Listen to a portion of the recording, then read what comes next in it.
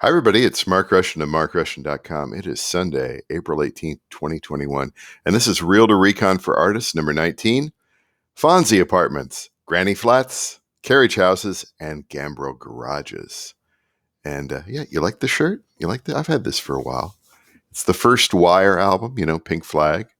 And I've had it's official Wire merchandise bought from the band itself. And anyway, glad you noticed. And anyway, what is Realtor Recon for Artists? Well, someday I'd like to have a studio workspace outside my house. It could be a separate home. It could be a rented or purchased commercial location. It could be an outbuilding or an acreage. I just don't know. It could be way in the future. It could be in a big town. It could be in a small town. I'm currently in Iowa, and so most of the properties I feature will be located in Iowa. I contend that artists such as musicians, writers, painters, etc., should not live in big expensive cities or areas if they can help it.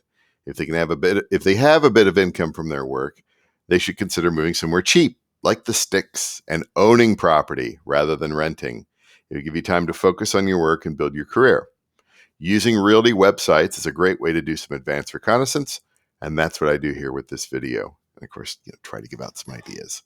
So yeah, Fonzie apartments. Yeah, if you are of a certain age, then you would remember the sitcom Happy Days from the 1970s there, and Henry Winkler and Ron Howard and Tom Bosley there. And Fonzie had an apartment above Mr. C's garage, and that's where he lived and dated many women and many various episodes were played out in Fonzie's apartment up there. And of course, Mr. C must have had an enormous garage.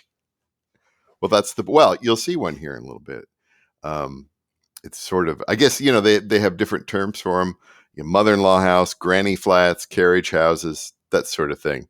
So this is a possible option for an artist studio, right? Have a garage with a space above it where you can work outside the house, away, hopefully, from distractions, right? So let's get on to the next one here. So the first thing I want to show you is a house that's up for sale again. I just noticed this the other day when I drove by it. And it was for sale last year, and it was for sale a few years ago, and I don't know whether it's changed owners. I'd have to dig that data out. But it's a home down at 1211 Rochester in Iowa City. And this is kind of a busy road, but it kind of slows down at night, and it's right on the edge of everything, right? It's not really in Goosetown. It's just south of Goosetown, but you got students behind you, right? So be careful. now that you're older, be careful of the students in a college town, right? Nah. They're all just hanging out, doing the internet thing. So let's take a look at this place here. So I fast forward here a little bit into the house so you wouldn't have to see it, but you've got a two-car garage, again, with a Fonzie apartment above it. And we're going to take a look at that here in a minute. Now, obviously, this was probably built to bring in rental income, rent this to a student or somebody, perhaps. And a great way to supplement the high housing costs here in the Iowa City area. And but because you can see here, 3 bedrooms, 1.5 bath, $470,000. Ouch! But that's the way it goes, right? However, let's take a look here. If you were to live in the house, and then you had a workspace out back, it really wouldn't be that bad, because we look at the monthly payment here on this place, and assuming 20% down, ouch, your payment is $22.81 a month. So if you were going to rent a place, if you were going to budget a workspace outside the house for $700 or $800 a month, and then I'm sure there's a way you could do that figure that out. I don't know, with your CPA, or probably not, since I don't know how that works, right?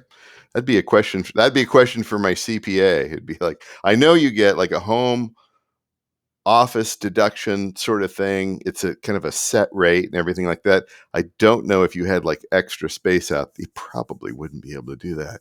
You certainly could. I don't know. Anyway, but if you're going to budget $800 a month for a leased space down the road or over a few miles away or something like that, this is a possible option. So let's take a look at this place. So this is the Fonzie apartment up there. Real nice. And got a little kitchenette, and a little deck, and washer and dryer. And it's just one big efficiency, right? The bed's right there. You get your desk, and probably semi-furnished there. I don't know what you charge for that, but I mean, look at that. That it could be the angle there. It could be one of those false angles, but and the thing is, the property details, they don't tell you anything about. Well, maybe it's on listing 2 here. Let's take a look. There's 2 listings on this. Let's take a look and see. Here we go. Okay, so the granny flat, built in 2006. The granny flat measures 32 by 29, which includes a 15 by 13 kitchen. Granny flat also features 1 full bathroom and a laundry closet. So this is the I don't know why. Sometimes these things have 2 listings here. But just, it's a cute house. Looks like it's really, really well maintained.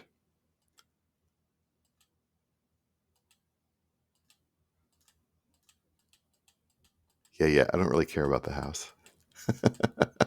It's a nice enough house. But the thing that I'm here for is, it's the granny flat, the Fonzie apartment, the space above the garage. Yeah. Imagine being able to work in that for doing recording, for doing painting, whatever you want to do. Just getting away from it all, right? That's pretty good. Little deck. Yeah, because see, there you go. You get that extra parking pad out there. No.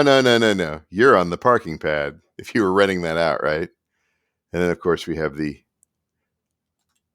gratuitous drone shots here. Yeah, see, so you got like a little parking pad in the front there on Rochester, and then whatever that little road is back there, little alley or whatever, then you can park back there as well. Got a few more. Yeah. Tremendous number of drone shots. And this is I think is that the house next door that they built? Or is it further down? I can't remember. Well, that's a good shot there. You got the main house, and then you have the garage. So that's a good option. That's a really good option. Different red cup today. Now, but the problem with something like that, a Fonzie apartment, carriage house, granny flat, is that they are kind of rare, unless you have like an older home or you custom built that sort of thing. Now, this must have been about 12 years ago or so when the Peninsula, there's a neighborhood here called the Peninsula neighborhood. It's built on the peninsula. I would never live out there just because there's only one way in and one way out, Foster Road. And so it's forever, right? Getting out of there and real slow. And so, and the houses are just all squeezed in real time. They're nice. They're cute. They're kind of retro style in part of it anyway. And some of these homes over here, and we'll just go over here to the Google Street View. They have, again, little mother-in-law apartments, granny flats. Let's go back this way. Gotta go down here. There's just a few of them. And boy, they are pricey. They are really, really pricey. Let's see if I can walk down the street here a little bit here. So yeah, these were these homes up here on Foster. These were, I think, some of the first built. and I think they were built about 04, 05, 06, something like that. And they all have the carriage houses in back. And we toured one year when the kids were really little, and yeah, super neat, super neat. That'd be a great place to have a workspace. But these homes, they're all tricked out. They're probably all, I can't even imagine what they are these days. 800,000, something like that. Just way too much. But and I think there's a few other homes out on the peninsula there that that have them as well. But yeah, there we go. Yeah, so if you don't mind walking across the Iowa River, you can get over here. But otherwise, if you want to drive, you got to go all the way down Foster Road, and then up to Butte, and then over or down. That's a deal killer for me, and a little too close on the proximity of everything, right? So, but there's that, right? And I would think that like maybe in small towns, small college towns, like small college towns, like the small towns that have a college, I would think that there would be a chance for more of those sorts of things in the area. That'd be kind of neat, right? And so the other thing is, so we talk about granny flats and carriage houses. Well, then there's also Gambrel garages. So you could possibly have something built on your property, if it's the right scenario and all that, and if the zoning people don't object, right? Because they like to object. I don't know how that got built.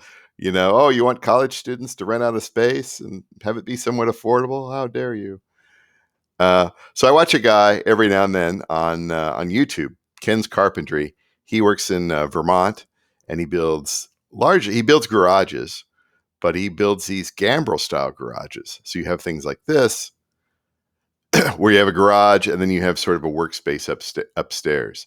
And he's kind of the Bob Ross of garage builders.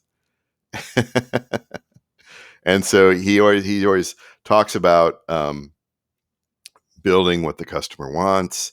He's been talking about, of course, the tremendous increase in the cost of supplies, and but super super efficient as far as showing how these types of garages are built. Oh, tiny little. Anyway, so he's got so he's got a carriage shed and a gambrel. The main thing is the gambrels, and those can run, again, $40,000 and up, right? If you're not furnishing anything in it, if you're not turning it into a complete Fonzie apartment, it'll be a little bit more than that. But if you want to have, all your modern conveniences in there, the price goes up from there. But still, even building something like that on your property, again, as I like to say, I may be looking for something like an outbuilding. Well, I may not necessarily want like a steel building or something like that, or a tiny house, or an old mobile home, right? I may want something like this, right? So that's down the road. Anyway, that's it for today. Realtor Recon for artist number 19, Fonzie apartments, granny flats, carriage houses, and Gambrel garages.